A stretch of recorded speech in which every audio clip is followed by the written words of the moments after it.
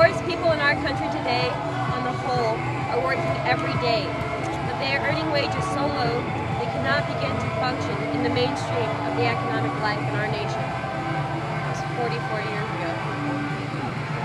A genuine leader is not a searcher for consensus, but a molder of consensus.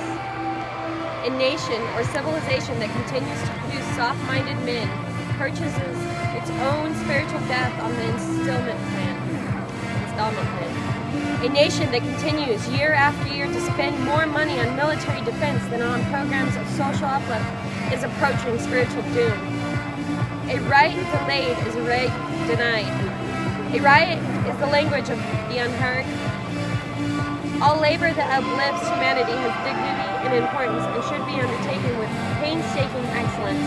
All progress is precarious, and the solution of one problem brings us face to face with another problem. An individual has not started living until he can rise above the narrow confines of his individualistic concerns to the broader concerns of all humanity. An individual who breaks a law that consensus tells him is unjust, and who willingly accepts the penalty of imprisonment in order to arouse the consensus of the community over its injustice, is in reality expressing the highest respect for the law. Gandhi said that too.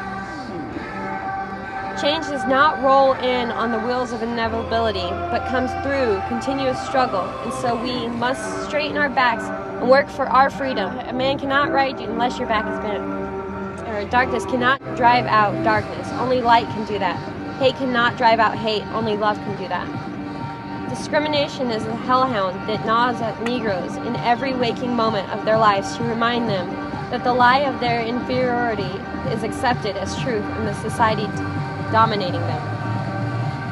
Every man must decide whether he will walk in the light of creative altruism or in the darkness of destructive selfishness.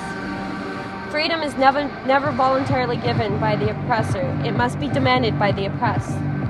We have not come to such an impasse in the modern world that we must love our enemies or else. The chain reaction of evil, hate begetting hate, wars producing more wars, must be broken, or else we shall be plunged into the darkness of the abyss of annihilation. He who passively accepts evil as much involved in it as he who helps to penetrate it. He who accepts evil without protesting against it is really cooperating with it. History will have to record that the greatest tragedy of this period of social transition was not the strident clamor of the bad people, but the appalling silence of the good people. Human progress is neither automatic nor inevitable. Every step toward the global of justice requires sacrifice, suffering, and struggle, the tireless exertions and passionate concerns of the dedicated individuals. I am not interested in power for power's sake, but I am interested in power that is moral, that is right, and that is good. I believe that unarmed truth and unconditional love will have the final word in reality. This is why right, temporarily defeated, is stronger than evil triumphant.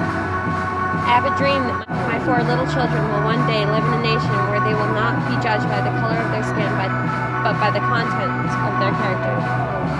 I have a dream that one day every valley shall be exhalated, every hill and mountain shall be made low, the rough places will be made straight, and the glory of the Lord shall be revealed, and all flesh shall see it together. I look to a day when people will not be judged by the color of their skin, but by the content of their character. I refuse to accept the view that mankind is so tragically bound to the starless midnight of racism and war that the bright daybreak of peace and brotherhood can never become a reality. I believe that unarmed truth and unconditional love will have the final word.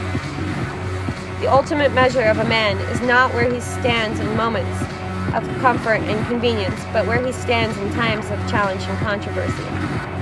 Whatever affects one directly affects all indirectly. I can never be what I ought to be until you are what you ought to be. This is the interrelated, secure structure of reality. Seems like you wrote it yesterday. Right. Right?